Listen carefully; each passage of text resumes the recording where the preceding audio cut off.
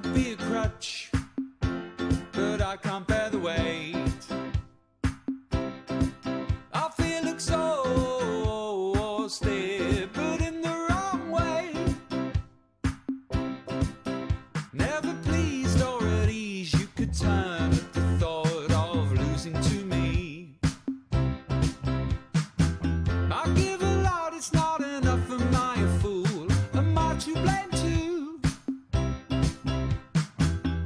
I know you're lost, I'm lost too. When you go deep, you take me with you. Take me home, I can't take any more.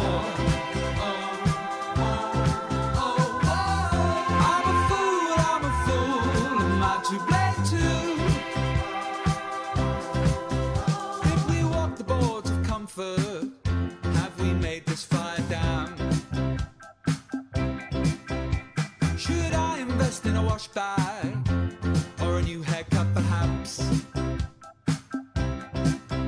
Will we find our hearts outside in the cold all alone in a stripy plastic bag? I know you're lost, I'm lost too. When you go deep, you take me with you. Take me home, I can't take any more.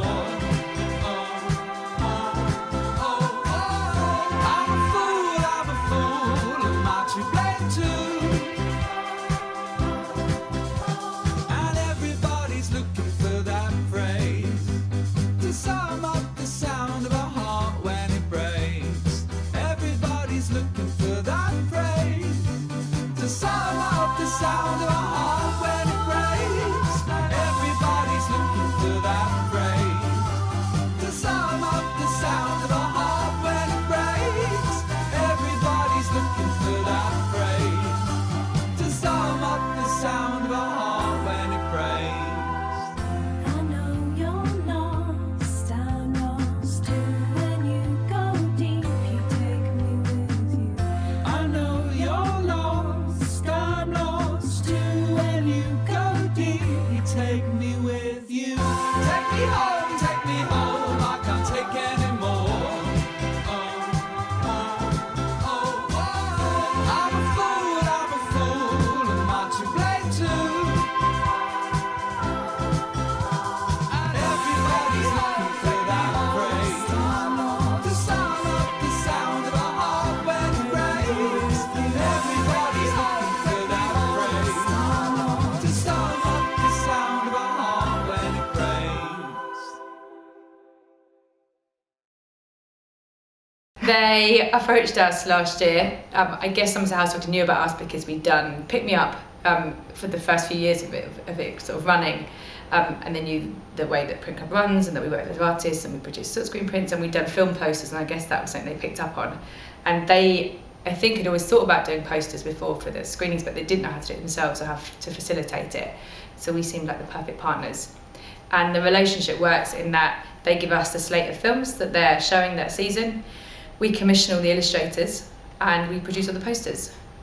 We work with a massive slate of like over 300 different artists, ranging in skills from street artists to like fine artists, I guess, in style. Before even the films were chosen, we kind of picked people that we'd been working with recently that could respond to briefs really quickly, because actually the key thing is the turnaround time is so quick when you get given your film to when you have to produce your final artwork. So we needed people firstly that could produce work quickly, and we're used to working under deadlines. And obviously we chose people that are amazing and are kind of doing exciting things in the field at the moment. People like Hattie Stewart, who's kind of everywhere. And also we chose people that gave us kind of a diversity of skills in the way they illustrate, whether they draw like Holly Wells does with marker pens and felt tips and it's very sketchy, or with Joe Wilson, who's the other extreme, who draws in insane detail and is good for films that you're always going to get a Western, or this year he's done a Western, but last year his film a Japanese film, so we know that there'll be one film like that on the slate, so Joe Wilson was kind of an obvious choice. The hard part is the printing, probably. The boys that do all the printing in the studio, like, I don't know how many prints they've printed on this. A lot of printing and a lot of layers and a lot of man hours. Sam and Marco, who do all of our printing in Tuck Shop, print everything in-house in Dalston, so it's been 5 months or 4 months of solid printing. But it's the fruition is there for everyone to see, so I hope everyone enjoys it. I remember watching it actually with my mum when I was been like 6 years old or something, and hiding down the side of the sofa because I found it really scary.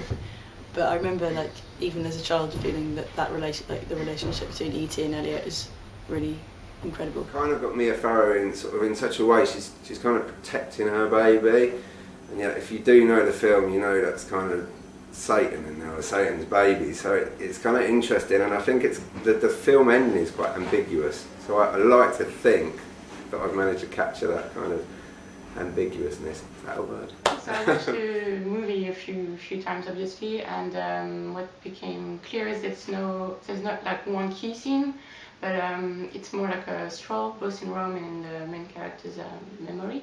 So it's kind of a slow pace and more like a collection of moments. So I wanted to evoke that in my print, and sort of two ideas that I liked. One is about living your life as a sort of imaginary journey. So because the character is a writer, you're never too sure that everything he's telling you is real or not. And the other one is about Mel. Okay, so I'm doing Woody Allen's Annie Hall, which is probably my desert island disc film, so a desert island film. And having watched it hundreds of times, there's so many little things that you could choose, but lots of them are phrases. So I chose when he's talking about when he's growing up, and he remembers growing up and living in a little flat under the roller coaster at Coney Island. So this is a sort of collage of those ideas, because I don't know if that's a truth or just a kind of a feeling and emotion for him.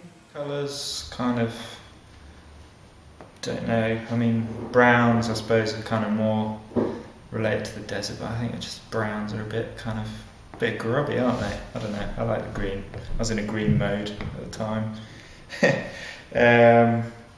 As for the composition, I suppose it's sort of all built around big Clint Eastwood head. You know, he's got such a great face to draw. I couldn't resist doing him big.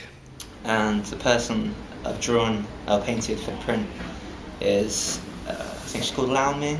And she's Kurt Russell's sidekick's girlfriend, who gets kidnapped at the airport by, I can't remember his name, like the really evil guys, gangsters. So basically she is kind of like why Kurt Russell and the evil guys are fighting throughout the whole film, because the main guy needs a Chinese wife with green eyes. Basically it's just kind of like bright colours, cocktails, flamingos, you know, that kind of tropical Floridian atmosphere. It's got all of the kind of perfect, it's just the perfect balance for me. It's like it's kind of like ridiculous and silly, but then it's also kind of got those dark undertones, so it's that perfect tongue-in-cheek film that I feel just perfectly represents my work. So yeah, I would think it was the best film for me to choose. There are elements in the print that I'm trying to point at differently. So in the bottom corner there's a set of scales, and it's kind of the weighing up of the sense of one of the sisters against the sensibility of one of the other sisters, which obviously gives the film its title. There's other aspects that I want to point to. So the print itself is mainly about Emma Thompson's character, and then Hugh Grant's character.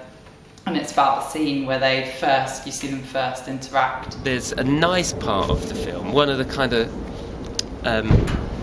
nice parts is when he's actually happy, is when he's at the fun fair. And I wanted to capture that because a lot of the film is filmed beautifully, but there's always this undertone of kind of sadness to the film.